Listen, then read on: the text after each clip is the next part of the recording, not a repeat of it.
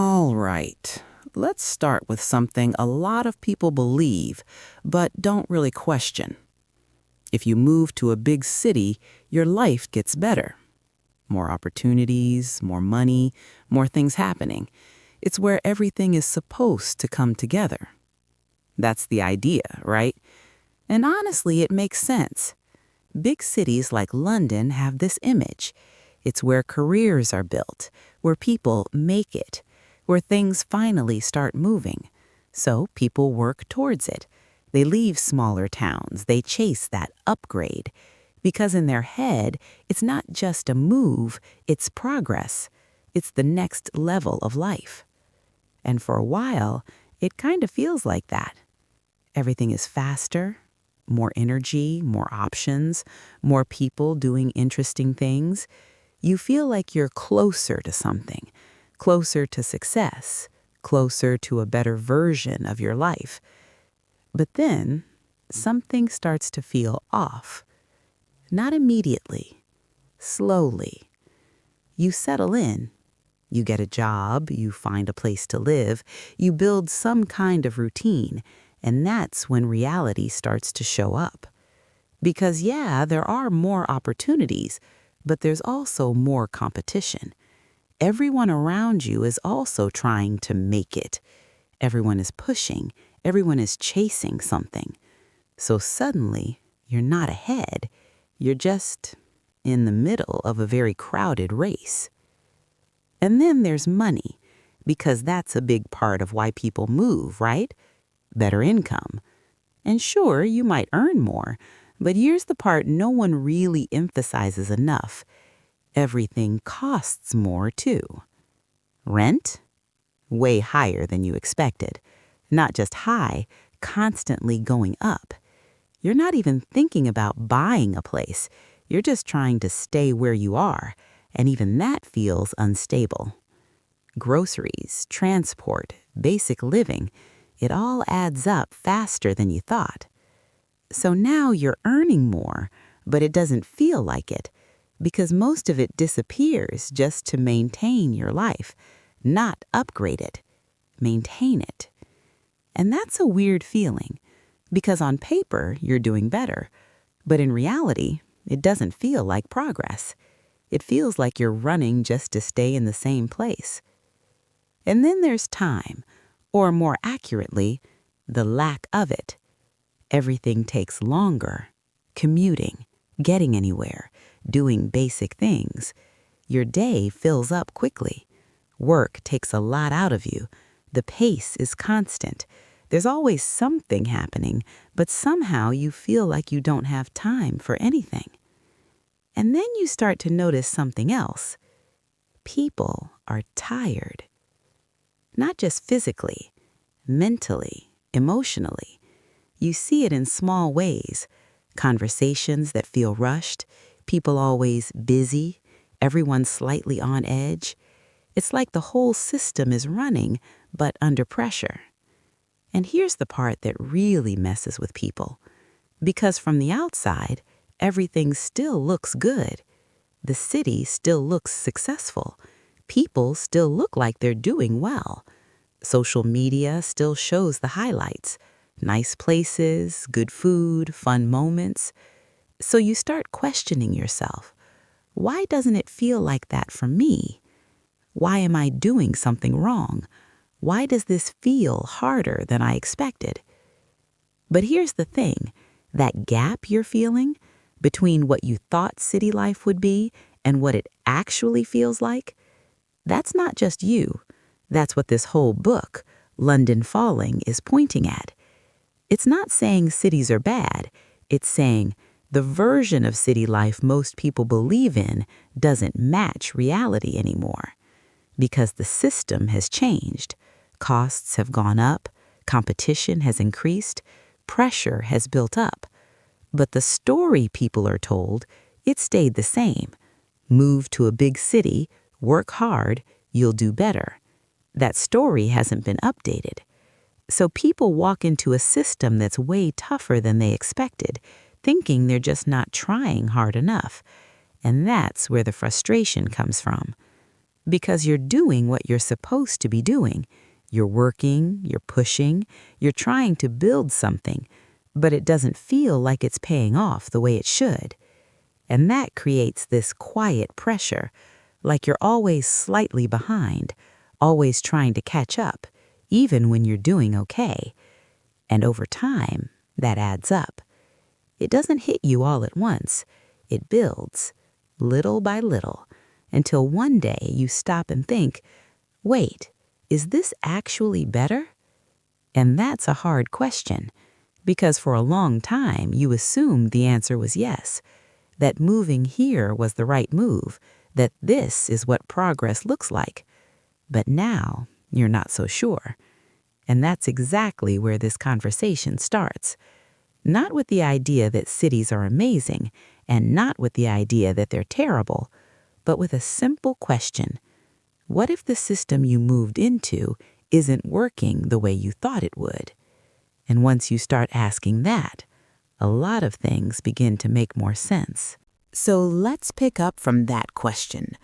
What if the system you moved into isn't working the way you thought? Because one of the biggest things people expect when they move to a big city is simple. I'm going to make more money. And to be fair, that part is usually true. The salaries are higher, the opportunities pay more. On paper, your income goes up. So you look at your situation and think, all right, this is it. I'm moving forward. But then something strange happens. You check your bank account at the end of the month, and it doesn't feel like you're ahead at all. And that's confusing because you're earning more than before. So where is it going? Let's break it down in a very real way. Start with rent. That's usually the biggest one. In a city like London, rent doesn't just take a portion of your income, it takes a huge chunk of it, sometimes half, sometimes more. And it's not even for something amazing, it's just decent, a place that's okay enough to live in, nothing special, but expensive enough that it controls your entire budget. And here's the thing, rent isn't stable.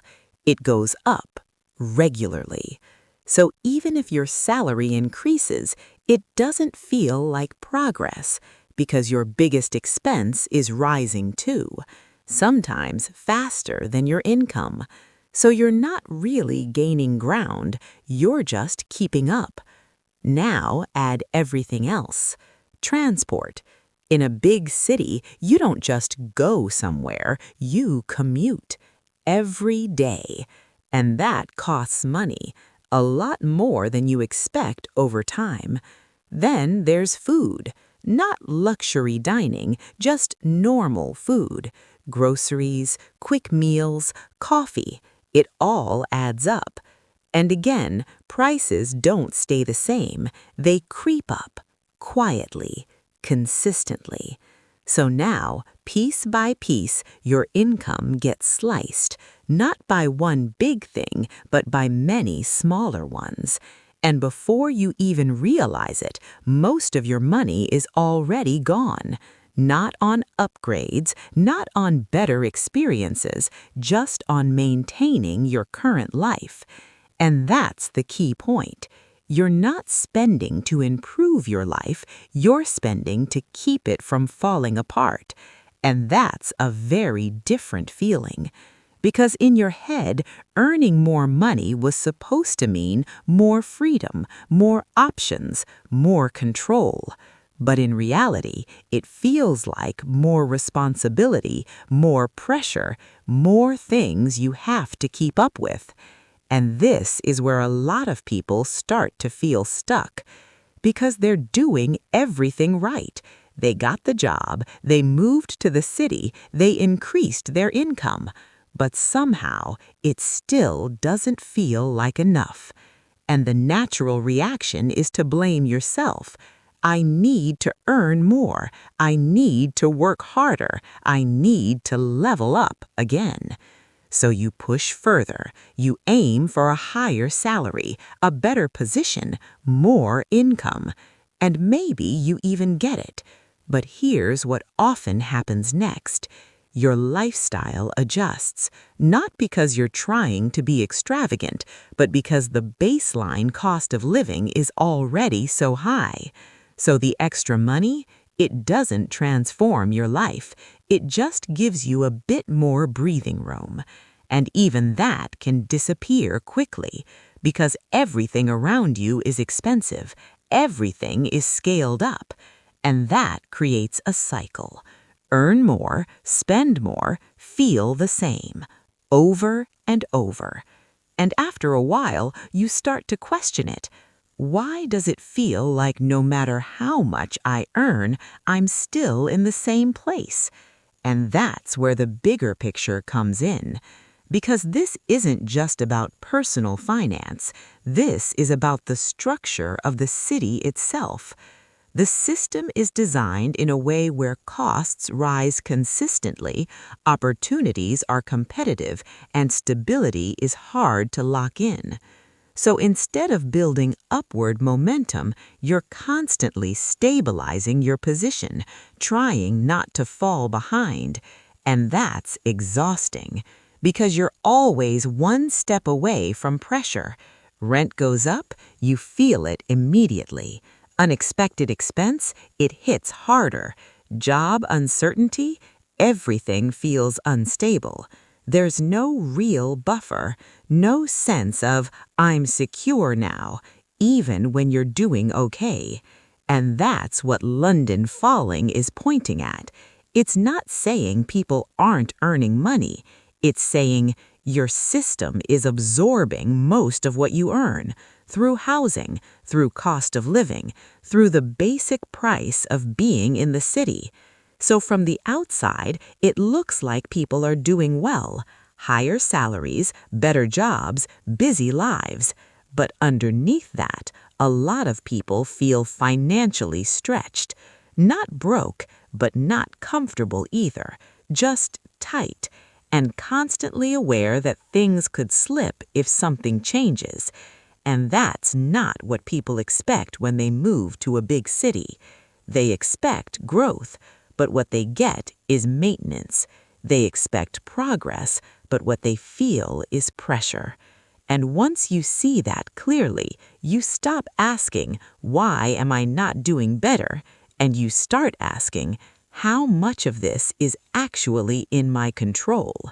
Because if the system is structured this way, then working harder isn't always the solution. Sometimes it just means you're running faster on the same treadmill. And that realization doesn't solve the problem immediately, but it changes how you see it. And that's the first step to understanding what's really going on.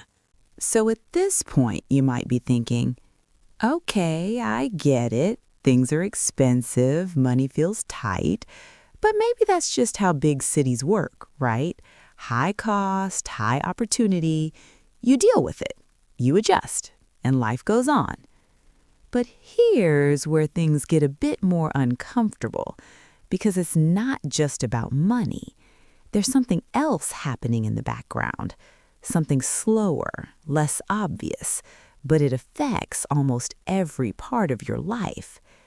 The system itself is starting to feel worse. Not broken, not collapsed, just worse than it used to be. And the tricky part is, it happens so gradually you don't really notice it at first. It's not like one day everything stops working. It's small changes, small delays, small frustrations. At first, they don't seem like a big deal, but over time, they start to stack up. Let's take something simple, getting an appointment, doctor, dentist, any kind of service. You notice it takes longer, not dramatically longer, just longer than you expected. You wait a bit more, you plan a bit further ahead, it becomes normal. Then there's public services, transport. Sometimes it works fine, sometimes it doesn't. delays, crowds, things not running as smoothly as they should.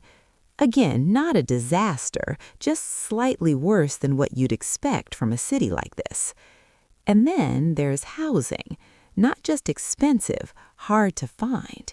You hear people struggling to secure places, bidding for rentals, competing just to live somewhere decent, and you start to realize this isn't just about price anymore. It's about availability, about stability, about whether you can actually plan your life long term.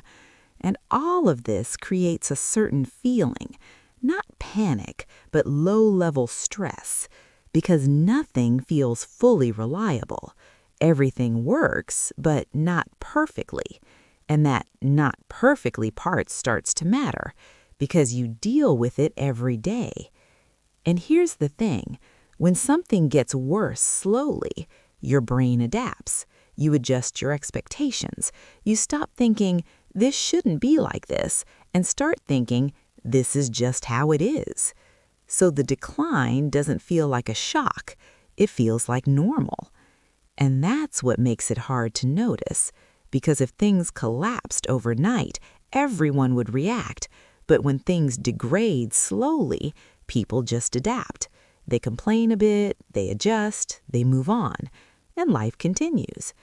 But underneath that, the overall experience of living in the city changes.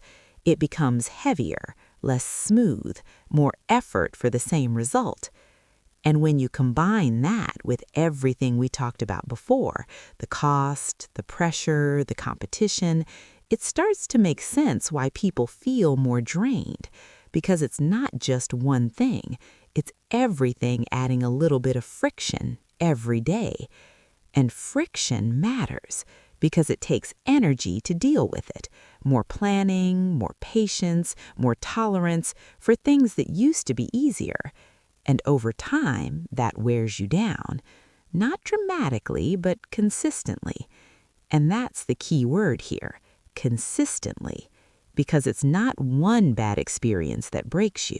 It's the accumulation of small inconveniences, small inefficiencies, small moments where things don't quite work the way they should. And this is something London Falling really highlights.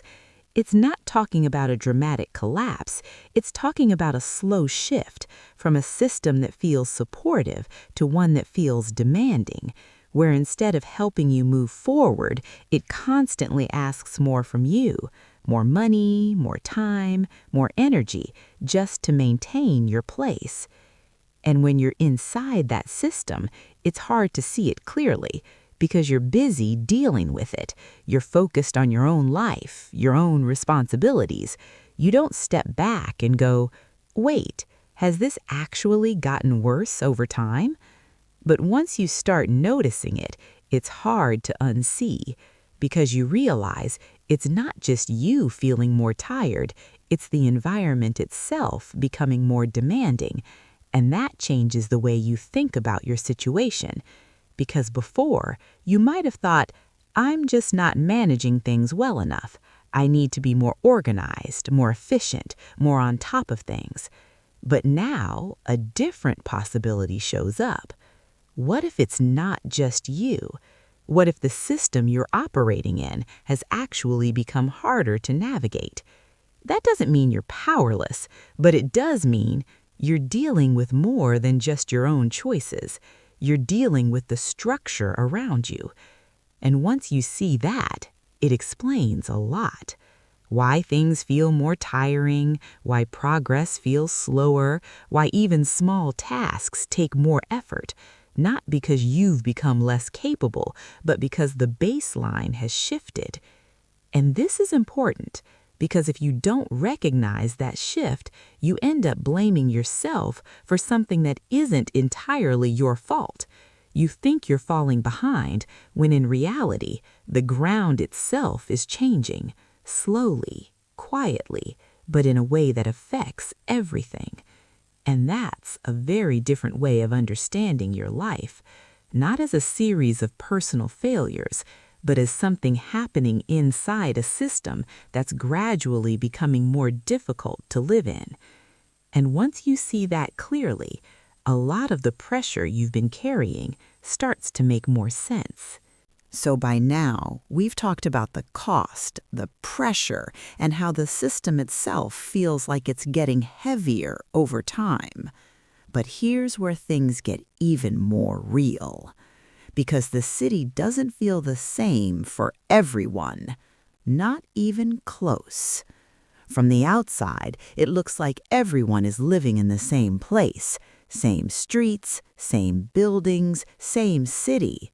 But in reality, it's almost like two completely different worlds. And which one you experience depends on where you stand. Let's start with something simple. Housing, because that's one of the biggest dividing lines. If you own property in a city like this, your experience is very different. You're not worried about rent going up every year. You're not competing with hundreds of people just to secure a place. You're not dealing with the constant uncertainty of what happens next. In fact, in many cases, as prices go up, you benefit. Your asset increases in value. So the same thing that creates pressure for one group of people creates advantage for another. Now look at the other side. If you're renting, it's a completely different story. Every year feels uncertain. Prices go up, options feel limited, and there's always this underlying pressure. Can I actually stay here long term? And that question matters because it affects everything.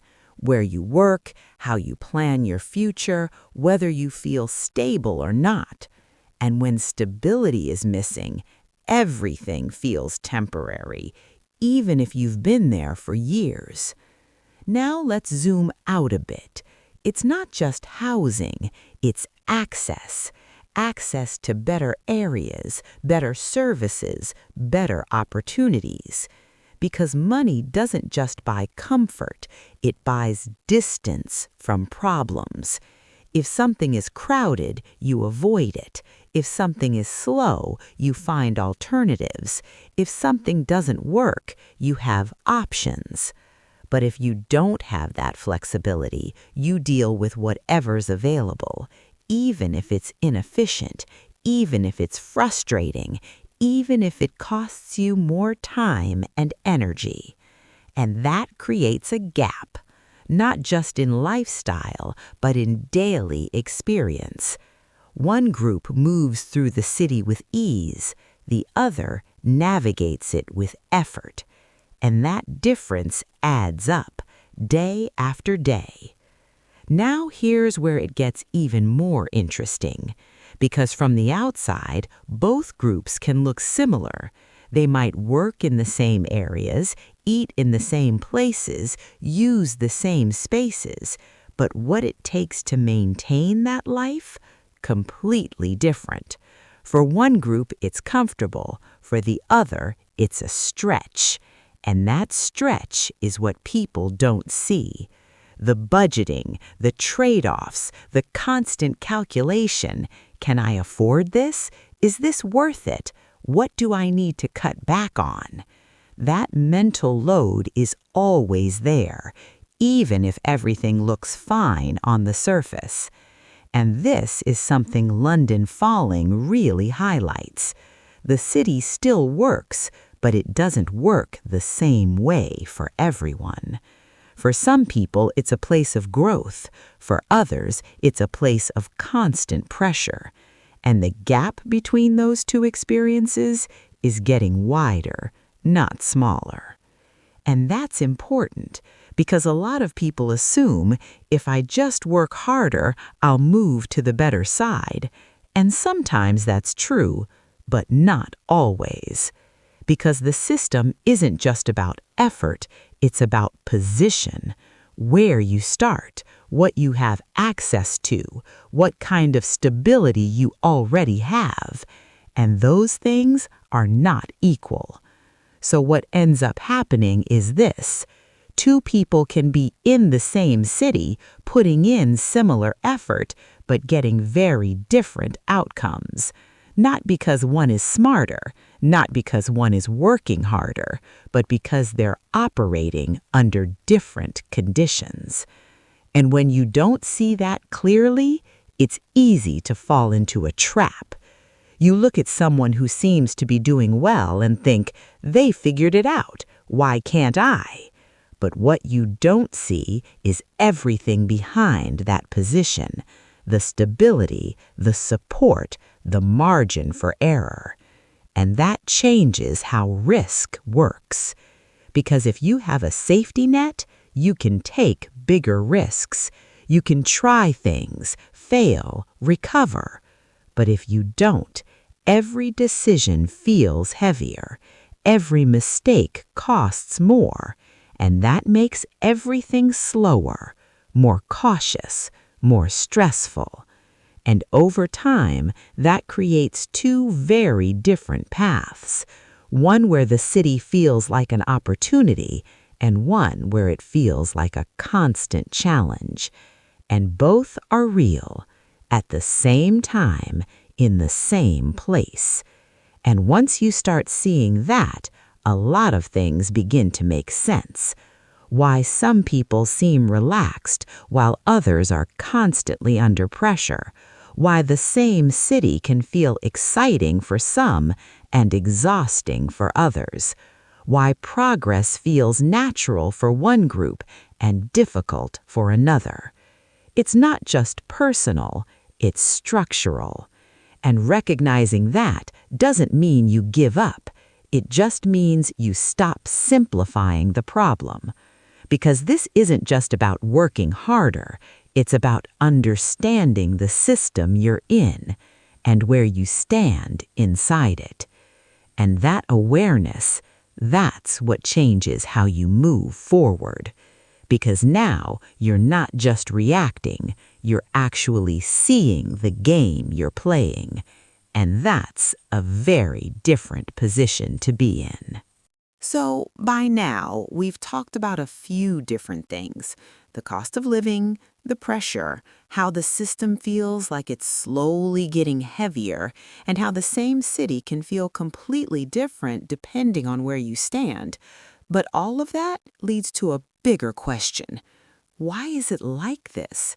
Why does it feel like no matter how hard you try, you're constantly dealing with the same pressure? Because at some point, you start to notice a pattern. It's not just one problem, it's everything pointing in the same direction. Housing is expensive, living costs are high, stability is hard to lock in, and the gap between people keeps growing. So what's actually driving all of this? Here's where things get a bit uncomfortable. What if the city you're living in wasn't really built for you? Not in a personal way, not like anyone is targeting you specifically, but structurally. Think about what drives a big city. It's not just people living their lives, it's investment, money flowing in, property being developed, businesses expanding, capital moving around. That's what keeps the city growing. That's what makes it successful. But here's the catch. What's good for the system isn't always good for the people inside it. Take housing again. From a system perspective, rising property prices can look like a success. More investment, higher value, stronger market. But from a normal person's perspective, it means higher rent, less access, more pressure just to live somewhere. Same situation, completely different impact. Now apply that to everything else. Infrastructure is built where it creates the most return. Services are optimized around efficiency, not comfort. Opportunities cluster in ways that increase competition. So the city becomes very good at generating money, but not necessarily very good at supporting everyday life. And that's the shift a lot of people feel, even if they can't fully explain it. It's like the city works, everything is running, but it doesn't feel like it's working for you. It feels like you're working for it. You're paying into it, adjusting to it, keeping up with it instead of it making your life easier. And once you see that clearly, a lot of the frustration starts to make sense. Because before, you might have thought, I just need to try harder. I need to be more efficient. I need to figure things out better. But now a different idea shows up. What if the system itself is creating the pressure you're feeling? Not completely. You still have choices, but you're operating inside a structure that has its own priorities, and those priorities are not always aligned with your quality of life. They're aligned with growth, with expansion, with value, and that creates tension because you're trying to build a stable, manageable life inside a system that is constantly moving, expanding, and demanding more. And that's not an easy balance. Now, this doesn't mean the city is bad. That's not the point. Cities bring opportunities. They bring energy. They bring access to things you wouldn't have elsewhere. But they also come with trade-offs. And those trade-offs are becoming more visible, more noticeable, more difficult to ignore. Because over time, the pressure builds, not from one big issue, but from everything moving in the same direction. More expensive, more competitive, more demanding, and less forgiving. So when people feel stuck or tired or like they're constantly trying to keep up, it's not just a personal issue, it's structural. And recognizing that changes the way you think about your situation, because instead of asking, what's wrong with me, you start asking, what kind of system am I operating in? And that's a much more useful question, because now you're not just reacting blindly, you're actually seeing the environment you're in, the rules, the incentives, the pressures that shape your daily life. And that awareness matters because it gives you context. It helps you understand why things feel the way they do, why progress feels slower than expected, why stability feels harder to achieve, not because you're failing, but because the system is demanding more from everyone inside it. And once you see that, you stop carrying all of that pressure on your own. You realize you're not the only one feeling this. You're not imagining it. You're responding to something real. And that doesn't solve everything, but it changes your position, because now you're not just inside the system, you're aware of it. And that's the first step to moving differently within it. So let's zoom out for a second, because everything we've talked about so far, the cost of living, the pressure, the system getting heavier, the gap between people, it might sound like this is just about London, like it's a local issue, a specific city with specific problems. But here's the thing. It's not just London, and that's what makes it more important. Because if you look closely, you start to see the same pattern in other places. New York, Toronto, Sydney, Dublin, different countries, different systems, but very similar experiences. High cost of living, rising housing prices, more competition, more pressure just to stay in place, and people asking the same question. Why does this feel harder than it should be? So this isn't really a city problem. It's a direction, a trend, the way modern cities are evolving. They're becoming more efficient, more valuable, more attractive to investment, but at the same time, more demanding to live in. And that creates a strange situation, because from the outside, things look better than ever. Cities are growing, economies are active, opportunities are still there. But from the inside, a lot of people feel stretched, like they're constantly adjusting, constantly keeping up, constantly trying not to fall behind. And that disconnect between how things look and how they feel to live in, that's what this whole conversation has been about. Now, here's the part that really matters, because once you see this clearly, you have two choices. The first one is what most people do. You internalize it. You think, I need to do more. I need to work harder. I need to catch up. So you push yourself. You try to outwork the system, outperform the pressure. And sometimes that works for a while. But it's exhausting because you're fighting something bigger than just your own situation. The second option is different. You start seeing your life in context, not as a personal failure, not as something you need to constantly fix, but as something happening inside a system that has its own direction. And once you do that, something shifts. You don't suddenly stop caring, you don't give up, but you stop blaming yourself for everything. You stop assuming that every difficulty is a sign that you're doing something wrong. And that takes a lot of pressure off, because now you can separate two things: what you can control and what you can't. Your choices, your priorities, how you spend your time and energy, those are yours. But the cost of living, the structure of the housing market, the overall direction of the city, that's bigger than you. And recognizing that matters because it changes how you move. Instead of constantly trying to win the system, you start thinking about how to live within it in a way that actually works for you. Maybe that means adjusting your expectations. Maybe it means redefining what success looks like.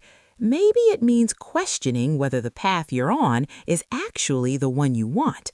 Because for a long time, a lot of people assumed, if I just follow the path, big city, good job, keep pushing, everything will eventually fall into place. But now more and more people are realizing it's not that simple anymore. The path still exists, but the outcome isn't guaranteed in the same way. And that's not necessarily a bad thing. It just means you have to think more consciously, more intentionally about the kind of life you want to build, not just the one you were told to chase. And this is where everything comes together. Because at the beginning, we asked a simple question: why does life in a big city feel harder than expected? And now we have a more complete answer. It's not just you. It's not just one problem. It's the combination of cost, pressure, structure, and the direction the system is moving in. And once you see that clearly, you're no longer confused.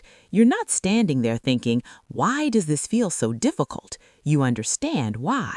And that understanding is powerful because it gives you clarity, not a perfect solution, but clarity. And sometimes that's what people actually need. Not another strategy, not another way to push harder, just a clearer picture of what's really going on. So if there's one thing to take away from all of this, it's this: you're not behind. You're not failing. You're navigating a system that has quietly become more demanding. And the fact that it feels hard, that doesn't mean you're doing something wrong. That means you're paying attention. And once you see it, you get to decide how you want to move forward.